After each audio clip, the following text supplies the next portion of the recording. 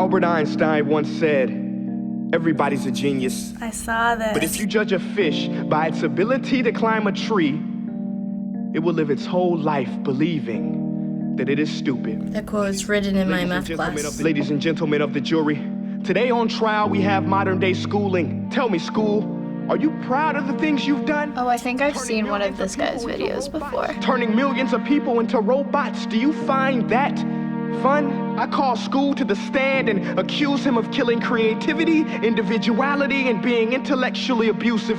It's such a great message. Here's a modern day phone. That's the Recognize truth. it? Here's a modern day phone. Recognize it? Here's a phone from 150 years ago. Big difference, right? Stay with me. Here's a car from today, and here's a car from 100. But we still use the same books, right? Right? Well, get this. Here's a classroom of today, and here's a class we used 150 years ago. Damn. Now ain't that a shame? In literally more than a century, nothing has changed. Yeah, nothing has changed. Nobody ever brings that to light, you know? Just how school hasn't changed. Do you prepare students for the future or the past? Everyone can't just be put in these classrooms and expect them to all have the same results. You were made to train people to work in factories, which explains why you put students in straight rows, nice and neat. Tell them sit still, raise your hand if you want to speak, give them a short break to eat. It's like robots. For 8 hours a day, tell them what to think. Oh, I've never thought of it like that. That's terrifying. See, every scientist will tell you that no two brains are the same, and every parent with 2 or more children will confirm that claim. Yes, that's my family. Teachers should earn just as much as doctors, because a doctor can do heart surgery and save the life of a kid, but a great teacher can reach the heart of that kid. And True. Teachers do so much for the society, yet they're like the lowest paying job. And if we can customize healthcare, cars, and Facebook pages, then it is our duty to do the same for education, to upgrade and change and do. He is like representing students. No more Common Core. Instead, let's. I hated Common Core. Yes, no more Common Core. Sure, math is important, but no more than art or dance. Yes. Art schools are good. But countries like Finland are doing impressive things. Right. They have shorter school days. Teachers make a decent wage. Homework is non-existent, and they focus on collaboration instead of competition. That is true. I completely support this. Their educational system outperforms every other country in the world. While students may be 20% of our population, they are 100% of our future. So let's attend. That's true. He's right on a lot of this. There's no telling what we can achieve. This is a world in which I believe, a world where fish are no longer forced to climb trees. I'll rest my case. That was beautiful.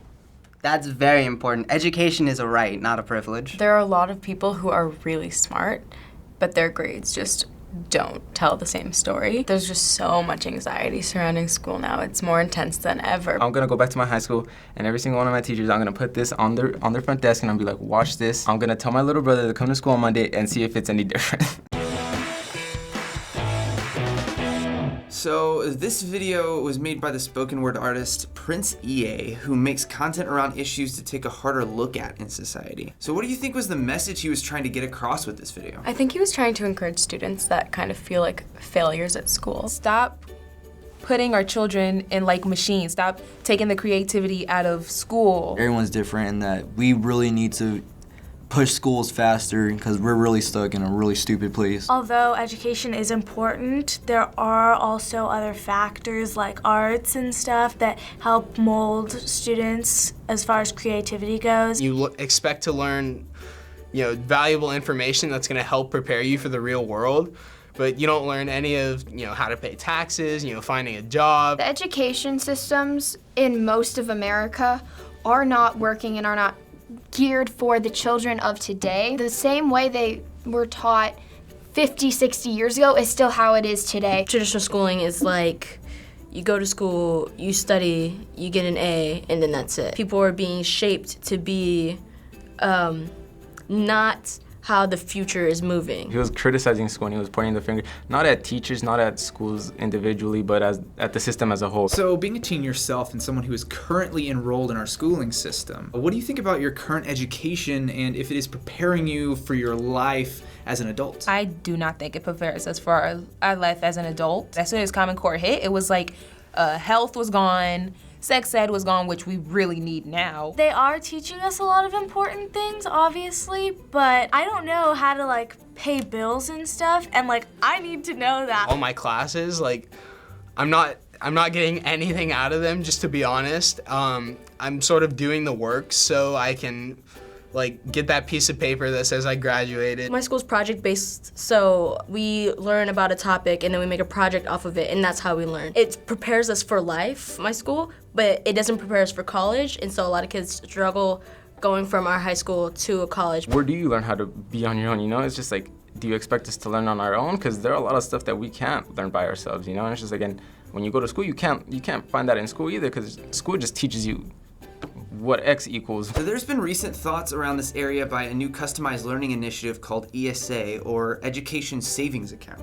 Is this something that you've heard of before? No. No, I haven't heard of Education Savings Account. So there's a program that is available in some states that if you can get access to it, it provides funding not just for college, but even earlier for things like private schools or individualized courses or programs for a child's education, almost like customizing parts of education.